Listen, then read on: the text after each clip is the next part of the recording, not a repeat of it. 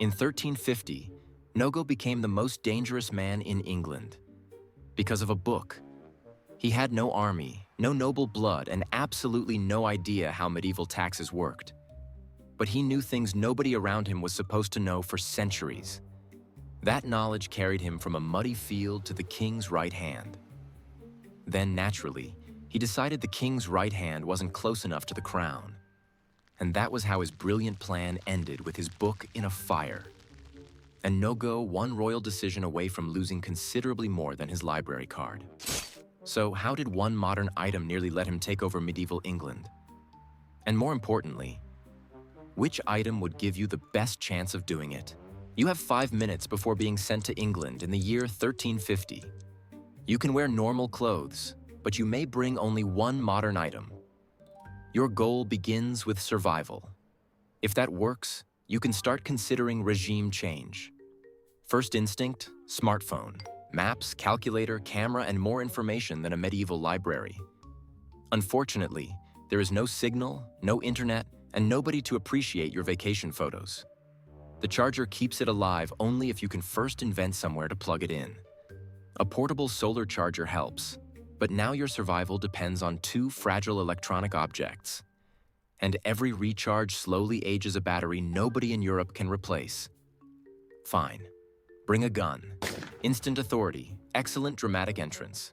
But you only have the ammunition already loaded in it. After the final shot, you own an intimidating metal stick and several new enemies. Antibiotics could save lives, but one medical kit treats individuals, not a kingdom. When the supply ends, so does your miracle. And guessing the wrong drug or dose can cause harm. A lighter makes fire easy until its fuel and mechanism fail. Useful? Absolutely. Civilization changing? Medieval people were already quite familiar with fire. The best item must survive without factories, fuel, electricity, or replacement parts. It must make Noggo useful today, and remain useful after he is gone. That leaves an unusually powerful piece of technology. A printed book. Specifically, a real modern manual explaining how basic civilization can be rebuilt from scratch. Not every invention, not nuclear power. Just useful principles and instructions people can reproduce. Noggo chooses the book, steps through the portal, and immediately discovers its first weakness. Books are not waterproof. England in 1350 is recovering from one of the worst disasters in its history. The Black Death arrived in 1348 and killed perhaps a third to half of the population. Exact numbers are debated, but entire families, farms, and positions of authority have vanished. The tragedy has created something Noggo desperately needs: vacancies. Unfortunately, his first interview begins with a farmer pointing a pitchfork at him. Modern English and the English of 1350 are distant relatives, not friendly roommates. Educated elites may use French or Latin, while locals speak varieties of Middle English.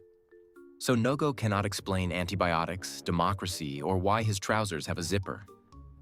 But hunger translates beautifully. For the first few days, the world-changing manual is mostly used as a very expensive picture book. He earns food through labor, learns local speech, and keeps the book hidden beneath his clothes. Because displaying a strange, mass-produced book would attract attention, most of it expensive or armed.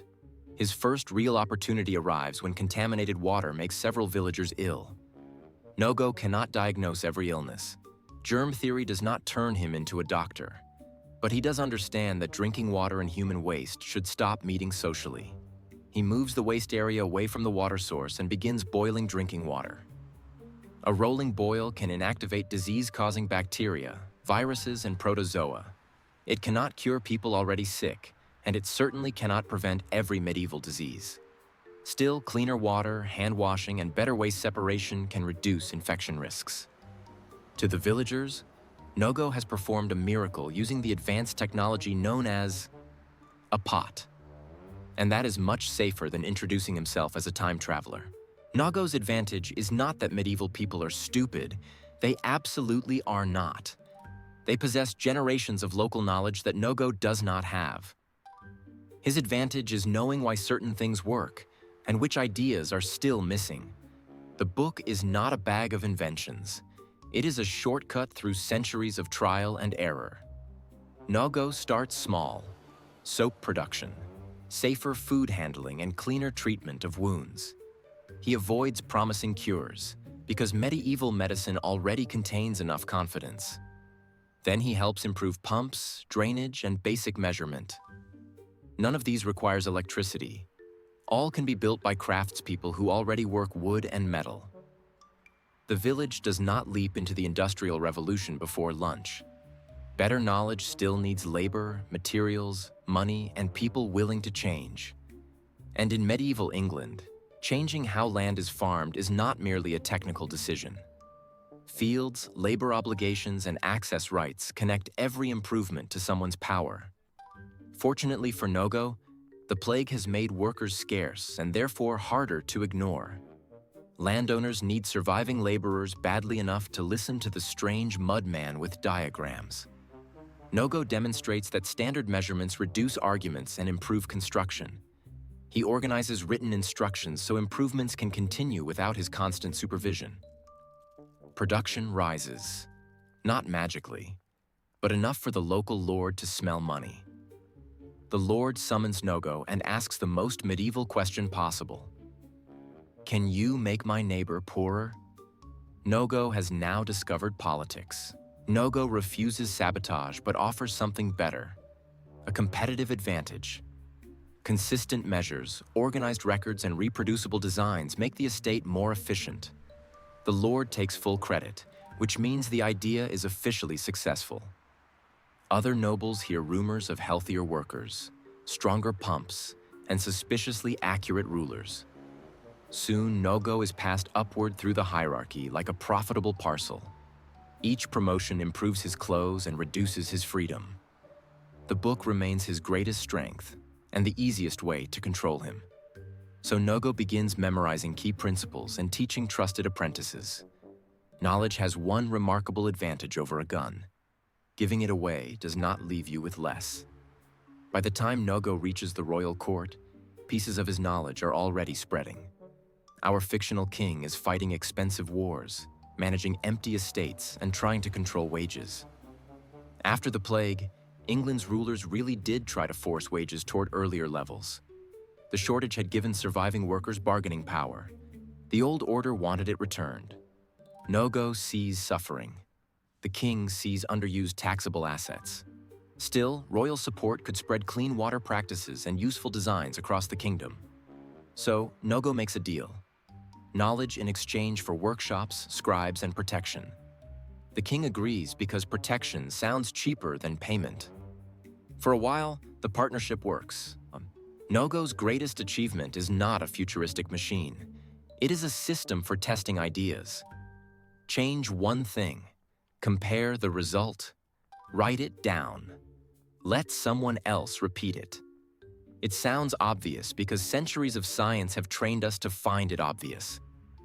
This does not make every experiment correct, but it makes failure useful. Workshops begin sharing results instead of guarding every improvement as a private secret.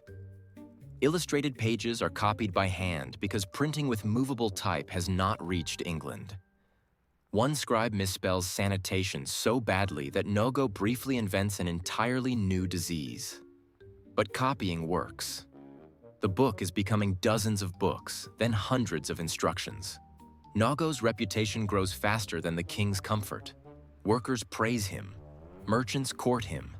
Nobles compete to control him. And Noggo begins wondering why the least informed man in the room wears the crown. Remember, his original goal was survival. Survival has been completed so aggressively that he is now considering a coup.